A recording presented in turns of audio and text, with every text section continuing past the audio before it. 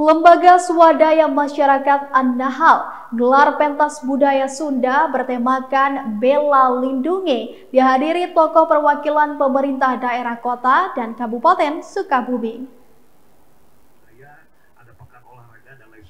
Guna mempertahankan budaya leluhur Sukabumi yang tergerus oleh zaman, Lembaga Swadaya Masyarakat An-Nahal gelar pentas budaya Sunda bertemakan Bela Lindungi bertempat di lapangan Adventure Selabintana, Kecamatan Sukabumi, Kabupaten Sukabumi pada Minggu 3 Agustus 2025.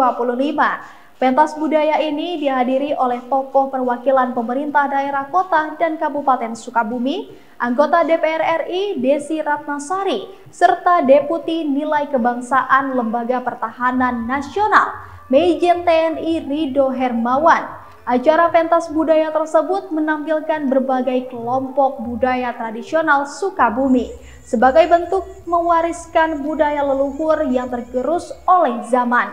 Deputi Nilai Kebangsaan Lembaga Pertahanan Nasional Majen TNI Rido Hermawan mengatakan, budaya merupakan bagian pemersatu bangsa yang menjadi basis pertahanan negara. Bahwa pada akhirnya suatu negara akan kuat kalau berbasiskan kepada budaya. Kekuatan negara di Indonesia itu ada 3 titik tumpuan, yaitu hubungan antara negara dengan budaya, negara dengan agama. Jadi negara, budaya, dan agama itu sesuatu yang tidak boleh dipisahkan dan harus disatukan.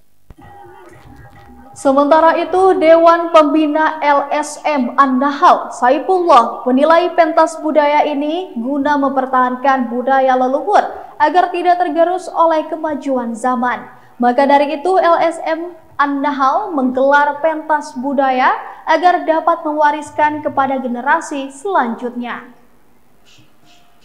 Bahwa budaya ini seolah-olah hampir mau hilang.